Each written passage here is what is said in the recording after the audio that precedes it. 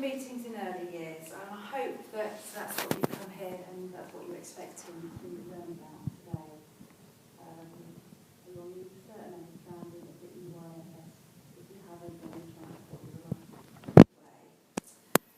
My name is Anna King, and my past experience is early years development. I'm an early years development worker, but my experience has been 12 years working in a high school, managing the learning resource department and staff, leading careers guidance, extended schools and Every Child Matters, and student leadership schemes. For the past 5 years I've worked with children's services, the early years team, offering advice and guidance to leaders and managers within voluntary and private sector of 0 to 5 years education. The aims and objectives of today are for managers and leaders to have an understanding of the purpose of supervision meetings in relation to staff performance management and safeguarding and ensuring good quality in practice. I know that's a mouthful, but safeguarding does cover a lot of areas within early years and childcare, from performance management and safeguarding. The objectives are to be able to lead an effective supervision meeting, to be able to effectively record a supervision meeting, to be able to write a supervision policy and embed supervision within practice. For the micro-teach specifically, the objectives will be to be able to state the reasons for supervision meetings, to be able to list the areas of discussion appropriate to supervision meetings, and to be able to describe the skills required in a person to lead a good supervision meeting. So I'm hoping that out of this small section, that's what you might be able to take home today. For task 1, I'll just like a very quick introduction and feedback. I've given you a whiteboard so that you can jot down something on there if you want, but if you prefer not to do it written, then verbally is absolutely fine. But I'd like you just for a few seconds, think about it, obviously you know who you are, but describe your current understanding and experience of supervision. So I'll just give you a few seconds to think about it, and in a sentence you can write out what your current understanding and experience of. And we'll have a quick feedback.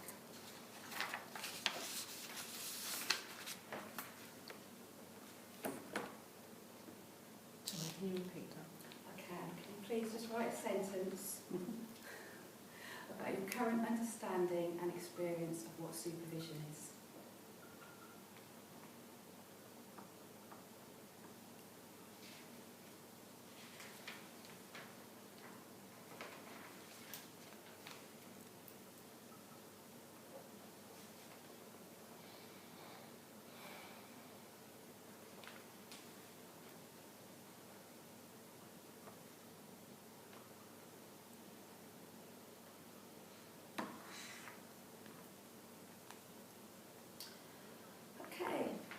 So if you can just tell me, I know your names, so if you can just tell me your current experience of supervision. Janice. I've got an opportunity to share day-to-day practice with leader, stroke manager, or maybe that you need to seek advice or support if necessary. So you're seeing it as advice, support, with a line manager? Yeah, an opportunity to share any challenges and whatever. And share challenges? Yeah. Okay. Penny? I've put to support me in my role with issues, reflection and training needs. So again, support, training needs. Can you read that again? Issues, reflection and training needs. Reflection and issues. Brilliant. Sorry, I said I know your names, but can you just remind me? Mary, what's your understanding? To be aware of client issues and support with appropriate services. So again, client issues and support services. Yeah. Okay. Louise? I've put one-to-one with manager to discuss caseloads, performance issues and identified needs such as CPD. So one-to-one, CPD, Yeah. discuss caseloads, Caseload. performance, sorry. Performance.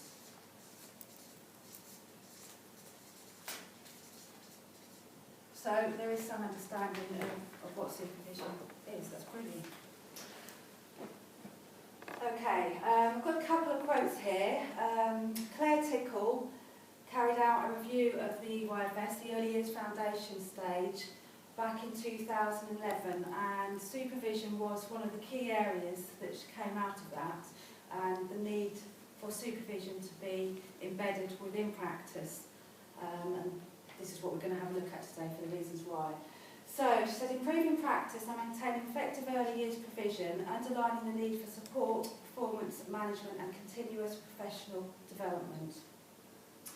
This is now been specified in the revised EYFS. Supervision is part of and expected to be part of early years practice. And I have got, you should be familiar with this, but I've brought the statutory framework with me in case you do want to have a look at it.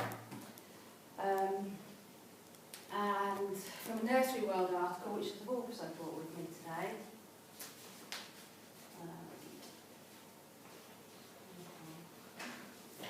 And I do have copies, but I haven't handed them all out because it comes in a sort of the longer version of the lecture. But the Nursery World article, if early years practitioners are to provide the kind of encouragement and support necessary for the support, development and challenge of children and families, they need to be encouraged, supported and challenged as well, ideally through supervision. So that's from the main review from the EYFS back in 2011. Claire Tickle is now Chief Executive for Action for Children. Supervision in other professions. So you're probably aware that many other professions have always, or for some time now, have carried out supervision sessions. Such as counselling, social work. Anybody that works in a very complex and challenging job has up to date been part of the supervision process.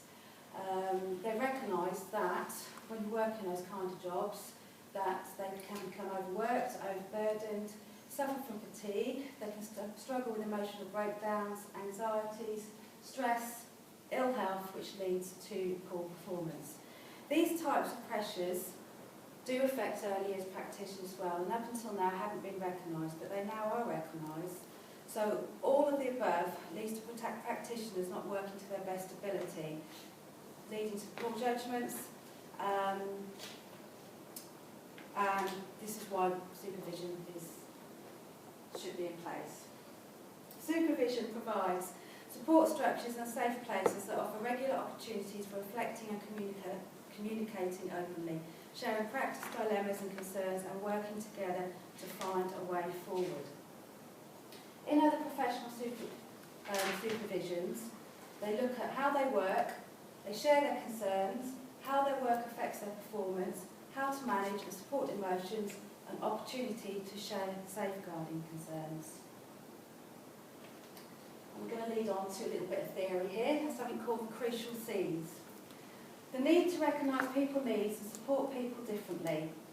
Psychological needs are met in order to be successful at supervision. So for supervisions to be successful, you need to think about the following things and about the psychological needs of people and individuals. People need to fit in, they need to belong, they need to feel connected. People need to be competent, improve and feel capable. People need to feel significant, feel they count. People need to overcome fear, have self-esteem and be able to work in a team, be confident and have courage. We all have issues and emotions and all have different ways of handling things, and we all cope differently at different times. We need to recognise the individual skills and abilities of different people. We need to be able to identify weaknesses and we need to support these. Supervision is a tool to promote equal opportunity principles. Supervision can support people to feel connected, competent, feel they count and have the courage to feel confident in what they do. So why does supervision work?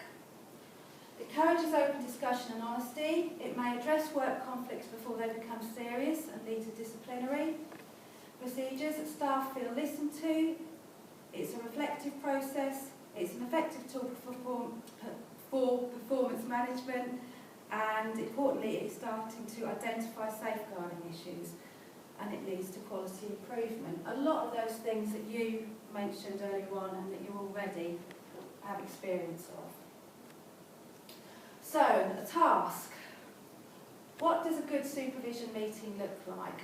If I could ask you to split into 2 groups. Hand out a flip chart. Maybe you two do that. Sorry, can you? Yep. Yeah. This one.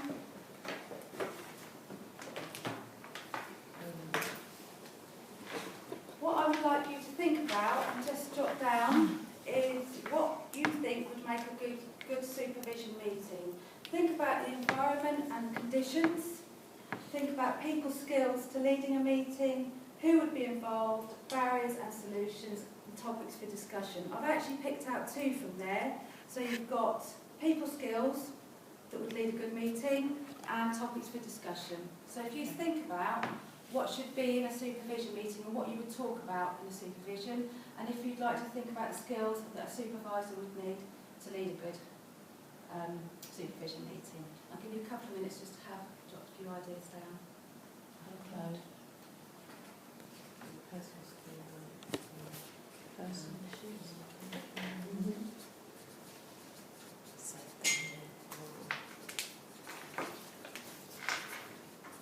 So everyone understand?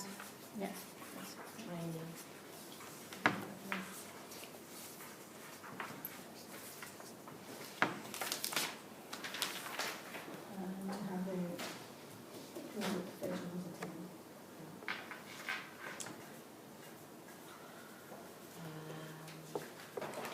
Anything that you're given, I know that's workload for us, but like if there's anything that they need to do as well. Projects, which I'm just trying to think, because sometimes you go, well, this is what I need you to do this, or this. Delegated duties. So there might be something that you get added onto your reminder running late. Which then duties. We've had different managers the last 6 months that have constantly cancelled because they've been too busy. Needs to be. Someone putting in a good hand about. Right, so negative would be Workplace conflict. Yeah. Well, it just makes you think about what would be good. Okay. Don't have to. Yeah. Just think about help you think. like you said, pretend giving or short notice to cancel, but I for you.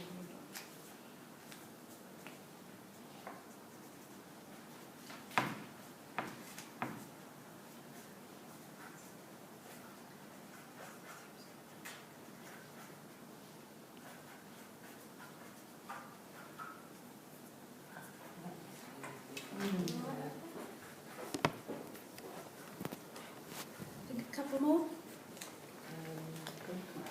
Correct information, correct date. You have got, it looks like you've got most of them. So anything that You can strike it. anything that might come up during the supervision meeting that might not necessarily be standard. This is what I must Be constructive. see the positive outcomes up there. Okay, if we can have some feedback then. I've got some ideas that you can feedback. So, Penny, Janice, would you like to hold yours up and just Oh, right. I'll hold it, you two. just read through the topics and areas for discussion? Okay, so some of the concerns, issues that we might have is I'd like to talk to my line manager in supervision about any safeguarding concerns that we might have within the setting. Talk about my workload, pressures, issues. In fact, that might include workplace conflicts with colleagues. Also any personal issues that are impacting on my ability to do the job. Any extra delegated duties that they might want us to perform. And even simple things like requesting annual leave. Good. Can you add anything to that? You might, We talked about really bad things that can happen in supervision and Well, that's the previous idea was actually being a meeting. That's Yes. my thinking. yeah, that's fine. my sort of last 6 months before we had a new manager was poor timekeeping and lots of supervision appointments cancelled, which leads to a bit of negativity and, you know, feeling a bit demoralised. Good things were Supervisor outcome. good communication between you and the manager. Appropriate professionals attend, so it's you know, the person that you need. That's good. So, can you add anything to what skills, good or bad, that To lead an effective supervision meeting, understanding, knowledge and have experience in managing people. That's a good one. Being able to empathise with the challenges of the practitioners. Have solutions, I suppose, as well. Solutions. Or should just sit there and nothing happens, doesn't it? And is there anything you could add to anything you'd like to discuss at supervision meetings or cover? I think there are quite a lot of topics that Yeah, we often cover in the supervision. they're the key topics that you would discuss in supervision. Good, brilliant. Okay, couple of slides there just to obviously go through what personal skills and attributes to lead to an effective supervision meeting, and I think you've covered a lot of those. There's environment and conditions, positive outcomes, but we're going to shoot through to assessments. I've just handed you an assessment, and what I would like you to do, has anyone got any questions before we go on to the assessment about anything we've covered so far? Okay. On your assessment, I would like you to answer, have a go at answering questions 1, 2, 5 and 6, please. So questions in the assessment 1, 2, 5 and 6.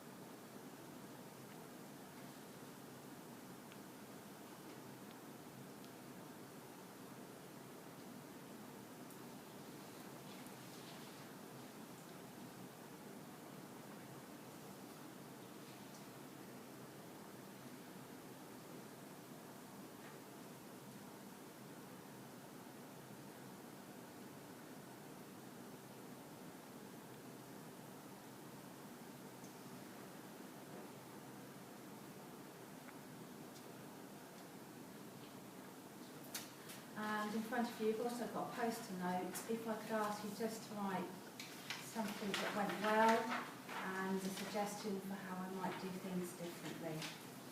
And then I'll take in your assessments.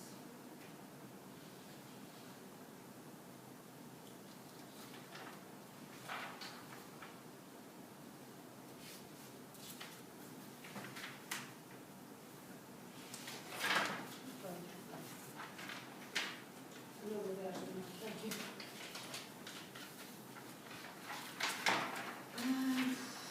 You got some pens, I think, got one thing.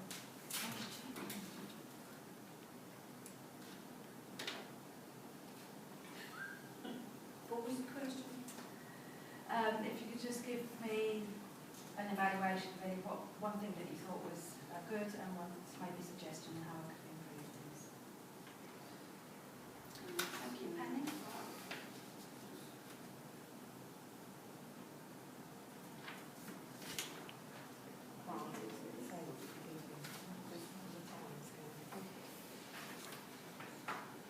Thank you. Thank you.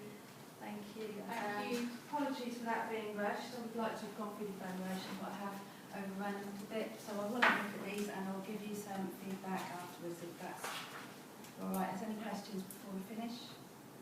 Okay then, thank you.